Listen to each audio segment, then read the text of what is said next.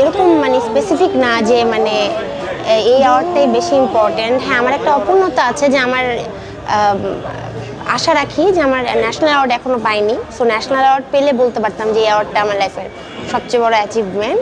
But এখন পর্যন্ত যে কটা কাজের জন্য আমি স্বীকৃতি পেয়েছি সবগুলো ভালো কাজের জন্য পেয়েছি, বা মানুষ যেসব কাজগুলো বেশি বেশি শ্রোতাপ্রিয়তা পেয়েছে ওই কাজের জন্যই পেয়েছি, যে কারণে আর সামনে ভালো কাজ করার ইচ্ছা জাগে।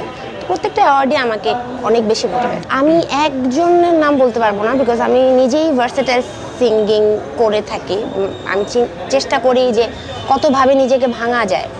তো আমি বিভিন্ন টাইপের গান শুনি, সেটা রোমান্টিক হোক, ক্লাসিক্যাল হোক। তো যখন যার গান শুনি এরকম মানে একজনকে বলতে পারবো না যে সে আমার আইডল, বাট হ্যাঁ আমার নিজস্ব কিছু স্টাইল আছে বা সিঙ্গিং আছে যেটা আমি মনে করি যে মানে আমাকে আলাদা করবে, যে পূজা এই ব্যাপারটাতে আলাদা, মানে শুনলেই বোঝা যাবে যেটা পূজা। আমি এদিক দিয়ে খুব লাকি যে আমার বেশ কয়েকটা গান আছে।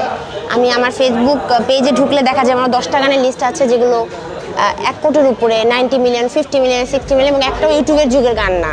তারপরেও মানুষ এখনও প্রতিদিন শুনছে। তো ইমরানের সাথে বেশ কয়েকটা গান আছে, মিলনের সাথে, আরিফিন রুমি ভাইয়ের সাথে, তাহসান ভাইয়ের সাথে, কাজী শুভ ভাইয়ের সাথে।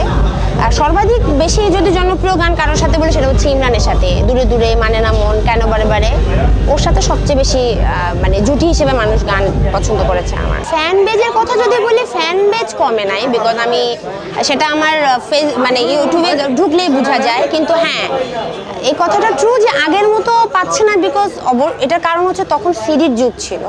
এক একটা সিডিতে 10টা 12টা করে গান হতো, বিভিন্ন মিক্সড অ্যালবাম হতো।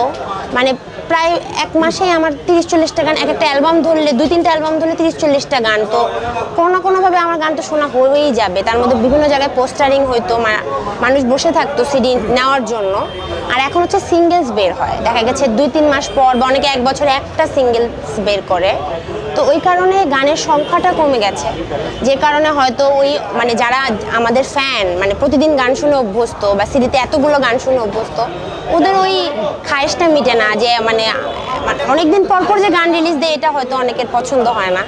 তো ওই কারণে হয়তো মানে এটা শোনা হয় যে আপু আগের মতো গানগুলো কেন আসছে না বা রেগুলার কেন না। তো আমি সবসময় সময় নিয়ে কাজ করি, বাট ওই যে বললাম যে প্ল্যাটফর্ম চেঞ্জ হয়েছে, এখন সিঙ্গেলস রিলিজ হয়।